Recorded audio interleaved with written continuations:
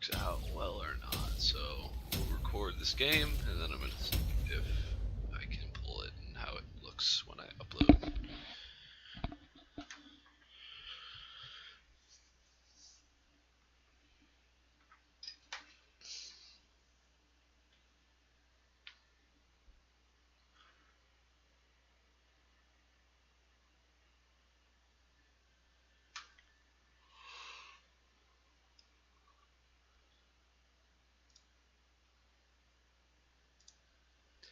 So we have Cursed Hollow.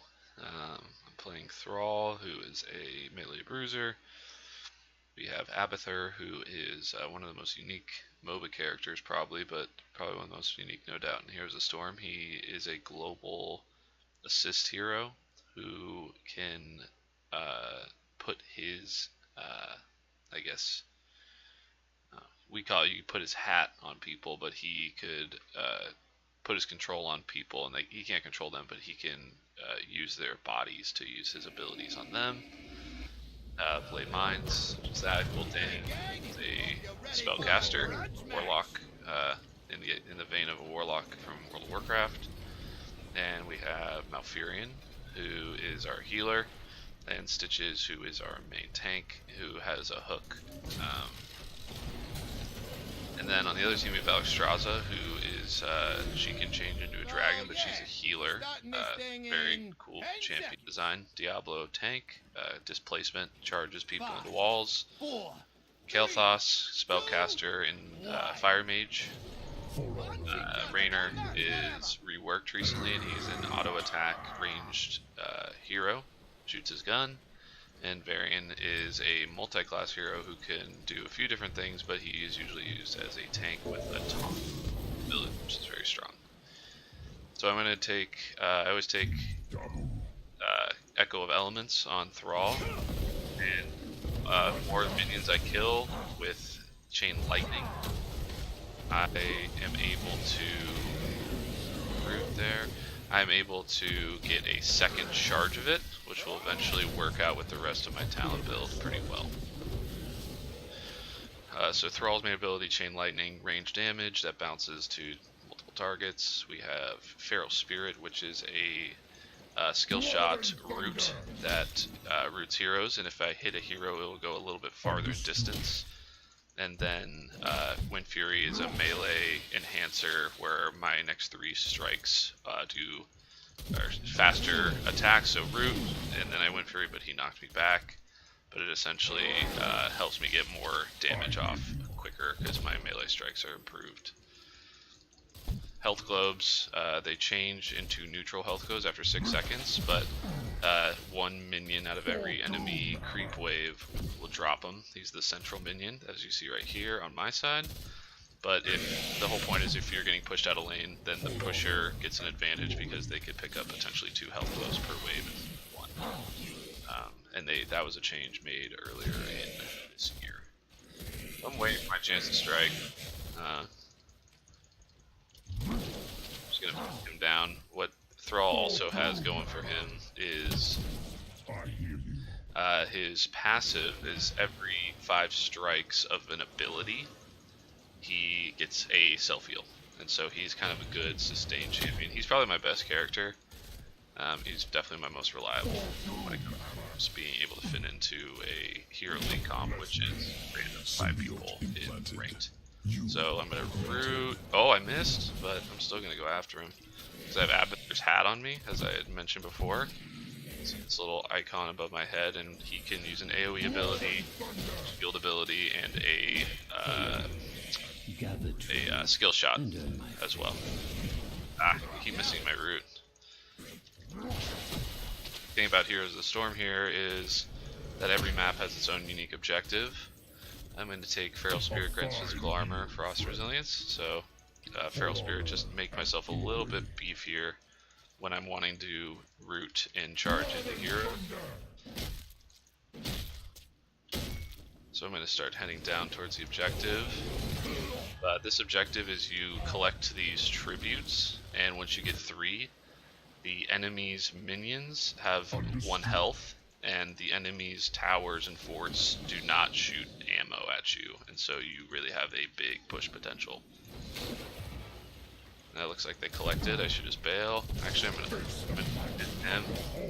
I'll beat him one-on-one all day. Oh, I have Abathur's hat. But there's the knockback. Raynor recently got a rework. He was seen as one of the worst heroes in the game, and now he's had the renaissance, if you will, because he got reworked and definitely improved, which was needed. He's my second most played character, actually. This map has an eye, so we might as well just go collect that while my health is low. Waiting to my health well, which is another part of Heroes that's unique, is each fort has a well that you could get mana and healing from every 90 seconds, 120 seconds, 2 minutes, which you can destroy. Enemy team can destroy those if needed. So this guy's going taunt variant. I can out sustain him. Doesn't do as much damage, but he's tanky and improved. Let's see, I need to get some minion kills here with my chain lightning for that town. I took at level 1, so I can get a second charge. I'm 7 away. Understood. Heading down towards the tribute. Looks like, oh, I was able to stop it. We need our tank to frontline Stitches here. Oh, get away from me. I had a firebomb on me from Kael'thas's fire mage. Having a hard time engaging. We're not all here. Or we are all here. Just we're gonna get bodied until we're a little bit farther along. Probably we're probably more late game. We need better heals, honestly. Malfurion gets stronger at level 10.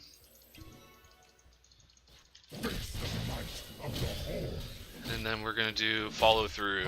This is a very important ability, that's why I take the initial talent to gain an extra chain lightning, which I'll be getting in 3 more minion kills with chain lightning. There's 1. What it does is after you use an ability, you gain a critical strike on your next basic attack. There's me getting that, so now I have 2 charges of chain lightning. So the combo potential becomes incredible. Like I don't want to fight until I get that, because now I can, let's say I open up with a chain lightning, I hit with a basic attack, then I root, and then I hit with a basic attack, then I Wind Fury, and then I also that hit, and then chain lightning and hit. So I really get 4 crits within seconds. So I can really melt a healer or a mage. Alright, they're all on me. So I'm just going to go at it. Might as well, I'm in the middle. If anything, I'm going to die anyway, so just get my damage out. Yeah, I don't know, my team is, like Gul'dan is just sitting in lane. We got to rotate quicker. Yeah. So there's the curse, and they have a boss, so this is a really bad situation for my team. So as you can see, the minions' health has been reduced to 1, and our forts are cursed as well, and cannot bandage any shoot. Yeah. And our team's not even addressing this boss, apparently. They're just sitting middle. That sucks. A clever strategy.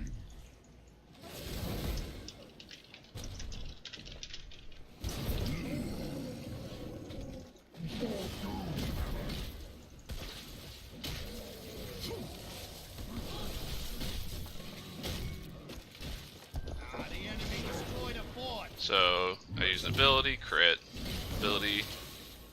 I have to wait, but crit, hit, hit, crit. So a lot of burst damage on Thrall with the build I roll. It's not necessarily the most popular build, but I've been using it exclusively really since I've ever played him. So it's just a play style preference. We're getting shelled at this point. We are lucky that we're level 10 at least, so we have a chance to maybe turn the tide, but I have to take my stun ultimate. I also have a very wide range slow, which is good as well. Both of his ultimates are good depending on the situation. Like, that Raynor has to die. Oh my god. Ugh. Ugh. You're holding back. Don't.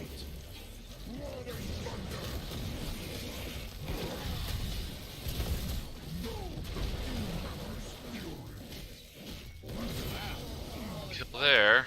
Try to do something. Ah, God. Wait for me. Living bomb will spread to a nearby enemy when it explodes, and it's probably one of the most... Kael'thas is frustrating in general. He's a very good mage, but what's underestimated about Living Bomb is that people at my level, frankly, don't recognize that someone's on fire, and they don't spread out, and then he's just getting a ton of bonus damage based on the fact that people just don't have recognition of what the ability looks like, and they kind of tunnel vision.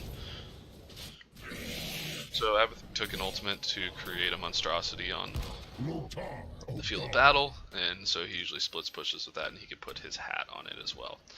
So to explain Abathur a little bit further, because he's kind of crucial in this game right now, is we're always going to be 4 versus 5 in physical presence, but Abathur's hat does kind of count for him as his character. The big thing is Abathur is really good, and so it shouldn't be overlooked that even if you're 4 versus 5, Abathur can totally carry a game for you.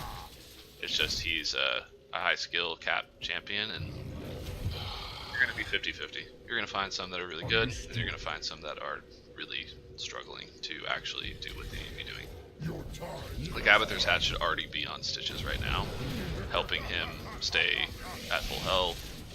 So get out of that Hyperion.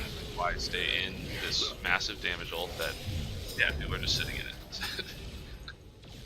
Yeah, Malfurion's like, get out, but he was the one who was in it, so. So I'm gonna start hitting this Varian.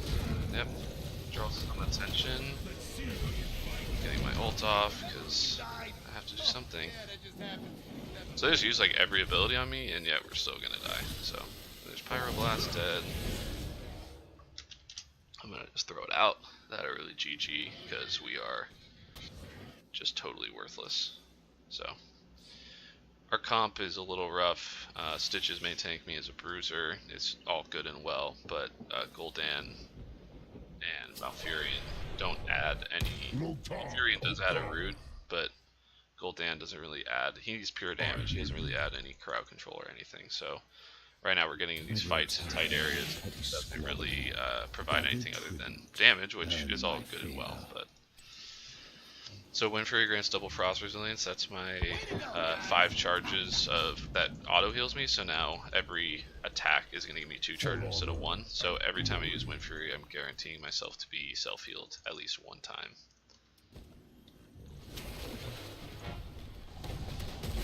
This is just a game. It is what it is. This map is prone to having these kind of one-sided once it gets started. If my team this time is not well together, like, you know, look at this push potential they have. They have a boss coming down the lane. Ultimate Hyperion from Raynor that is doing AoE damage to everything. And then they have a Diablo who can zone us all out because he could just charge us into walls and stun us and pretty much put us in position to be killed. So there goes our fort. So now a siege minion will be coming down the lane with it. This lane, the bot lane. At least Abathur is pushing. He's doing something potentially beneficial for us, but it might not. It's not going to be enough unless we win a fight here. So they're level 16. They have a talent,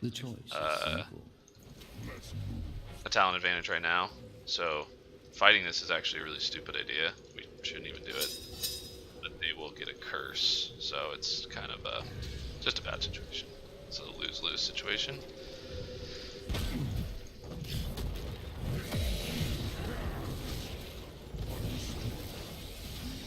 Oh, trying to make plays. Oh, but he got a full heal, of course.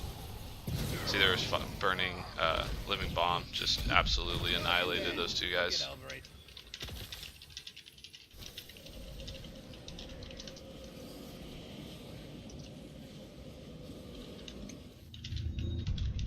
The curse falls upon you, heroes. Will you survive it?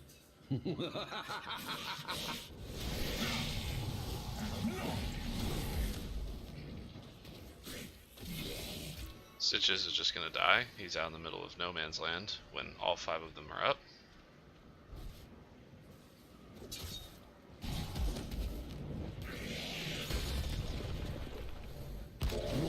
And the fact that Abathur, you know Abathur's bad because Abathur, the actual physical character of Abathur, is dying.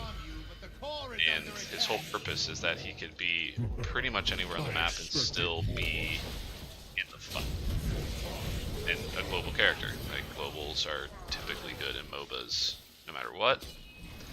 But he's dying, so he's not paying attention to the map or his physical form at all. He's purely just, probably just split pushing and not consuming other things. It's a bad pick right now. Yeah. But Let the it's what curse we're doing, so.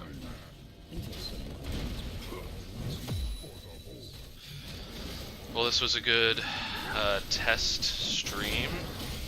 And, we'll provide it to Bloodsport Gaming and see if we could mess around with it at all and maybe make this just a intro video to Heroes of the Storm and continue to make content like this.